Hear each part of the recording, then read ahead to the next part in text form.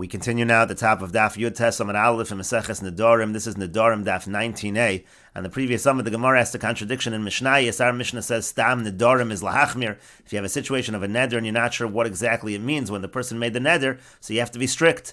And the question is that when it comes to Nazirus, which is also a kind of neder, the Mishnah in Tahara says Safek Nazirus is lahakal. If you have a Safek by Nazirus, so then we are lenient. And the Gemara answered that it's actually a machlokas tanoim. According to the Rabbanan, we are strict, and according to Rabbi Eliezer, we are lenient. And that's what the Gemara picks up with over here. According to Rabbi Eliezer, kol shekain, certainly, if when it comes to situations of mammon that we're lenient, so certainly in a situation of his own pronouncement about himself, like a nazir, kol shekain delo ma'ayil lisveka. Certainly he's not going to bring himself to being a nazir based on a suffix situation, a suffix pronouncement, and therefore we're going to say, according to Rabbi Eliezer, suffix nazirus lahakil. And the Gemara continues, Amar le Abaye, so Abaye said to him, B'mayu kimta l'suffix nazirus lahakil Rabbi Eliezer. How can you say that this Mishnah in Taharos about suffix nazirus lahakil, that it follows Rabbi Eliezer?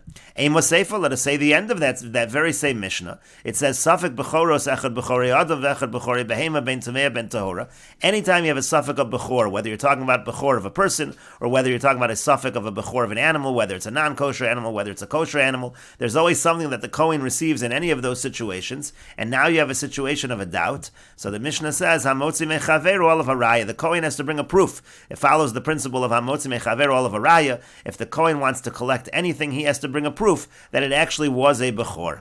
V'tani alon, we learned on that Mishnah that nevertheless, even though the Kohen cannot collect anything without a proof, still v'asurim begiza v'avod. In terms of the prohibitions, in terms of the isurim that apply, we have to be strict. So, for example, by the animal, we're going to say by this suffix bechor that it's asur to shear it, it's asur to work it, because maybe it in fact is a bechor. And so you see over here at the end of this Mishnah that we're being strict in this situation. We're being machmir. We're saying asurim begiza v'avoda. So how can you say that that Mishnah follows Rabbi Eliezer, who's lenient and says nazirus lahakil? And the Gemara answers, Amar Lei said back to him, Amai kamedam is kedusha haba me'eleha l'kedusha haba b'idei adam. Why are you comparing a kedusha that comes automatically, like the kedusha of a bechor? There we actually would be strict. You can't compare that to a kedusha haba b'idei adam like a nazirus. A nazirus happens based on the person's pronouncement. So in that situation, that's a kedusha haba b'idei adam, and there we actually would be lenient. But the Gemara continues, Eli kasha ha-kasha. But if there's any difficulty, the following is difficult, because that Mishnah goes on to say, it's quoted as a Tosefta, but it's also quoted as a Mishnah. The Iran over here explains, Ika nuschi degarsi hache divrei Rabbi Meir v'chein ha Rabbi Elazar omer kedvara v'toseftahi b'Mesechet Taharos. The girsa that we're going to have in a moment is actually a Tosefta. The Ika man de lo garis lane. Some take out that line that we're about to see in the Gemara, because we're not asking from a Braisa on the Mishnah. That doesn't make sense. The lama le lo sovi mimasnisa v'haseva de masnisin the safek nazirus lakali. We're actually asking from the end. It's the very same Mishnah. This question is really from the very same Mishnah. It's not from the Tosefta. But in any case, Elai kasha hakasha. If there's any difficulty saying the beginning of this Mishnah, Safek Nazirus Lakal is Rabbi Eliezer, the following is difficult, because the end of the Mishnah says, Safek mashkin li tame tame. If you have a situation of liquids and you're not sure if they're tame, so we're strict and we say they are tame. But l'tame acherim tar. But if you have a Safek whether liquid was matame something else, so then we say pure. Then we are lenient. Divrei Rabbi Meir. That's the opinion of Rabbi Meir. V'chein hayer Rabbi Elazar omer kedvarav. And similarly, Rabbi Elazar says, like Rabbi Meir, again, there's a question whether this last line over here really should be in the Gemara, because are we quoting the Tosefta, or are we quoting the Mishnah? But in any case, the end of this very same Mishnah says, Safek mashkin li tameh is tameh. And the question is, can that really be Rabbi Eliezer's opinion? Umisvir le Rabbi Eliezer li tameh tameh. Can Rabbi Eliezer really hold that Safek mashkin li tameh tameh? Can he really be the author of this Mishnah and say that if you have a Safek by liquids, that we're going to say tameh? That cannot be the case. Vatanya, because we learned in a Braisa, Rabbi Eliezer says, Ein Tuma Lamashkin Kolikar, that on a Doraisa level, there is no Tuma for Mashkin, and therefore we would never be strict in such a situation. So Rabbi Eliezer cannot be the author of this Mishnah. And Teda, you should know that there's no Tuma for Mashkin. Shaharei Hayed Yosi ben Yoezer ish Tzreida, because Yosi ben Yoezer, the man of Tzreida, he testified as follows. Al Ayel Kamsa Dachan, first of all, in terms of Ayel Kamsa, a kind of grasshopper, he testified it was Dachan. dachan, it was pure.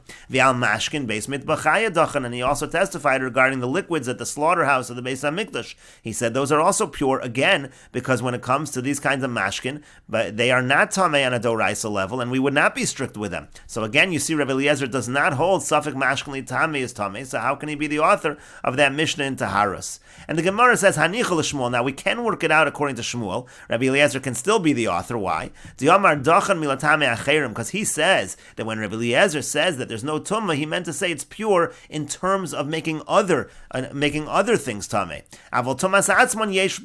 But in terms of them, they themselves, the liquids themselves becoming tamei, actually they are tamei. So Shaper, then it works out fine. Rabbi Eliezer actually could be strict when it comes to tumas mashkin la'atzmon. Ela l'Rav, but according to Rav, Damar Dachan Mamish, who says that when we're talking about the fact that mashkin are pure, we mean completely pure, even themselves, they are pure on a doraisa level. So Ma'ikal Amemar, so what are you going to say over here? You can't possibly say the Mishnah follows Rabbi Eliezer, again, because the very same Mishnah says, Safek mashkin li tamei is tamei, and yet, according to Rabbi Eliezer, it's Dachan Mamish, it should be completely pure on a doraisa level, and we should not be strict in a Safek situation.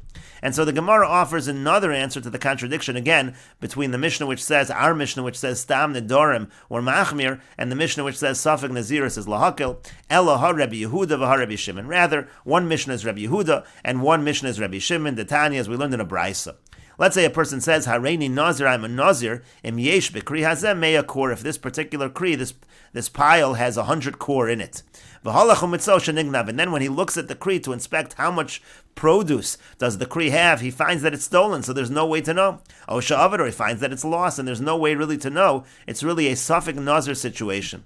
So Rabbi Yehuda matir, Rabbi Shimon oser. Rabbi Yehuda says mutter, and Rabbi Shimon says oser, and here we have a machlokas tanoim. By a Safek Nazir situation, whether we are lenient or strict, Rabbi Yehuda would say we are lenient. He'll be the Mishnah which says that Safek Nazir is lahakil, and Rabbi Shimon says strict. He'll be our Mishnah which says Stam Nedarim is lahachmir.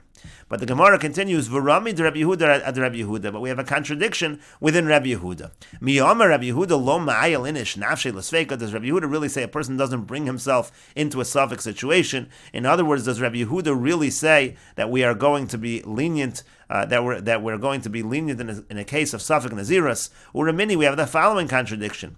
Rabbi Yehuda says, Stam Truma b'Yehuda. Rabbi Yehuda says that when it comes to Truma in Yehuda, so Asura. So again, if the person makes a pronouncement, a neder, and he associates it with Truma in Yehuda, so then we say it's Asur.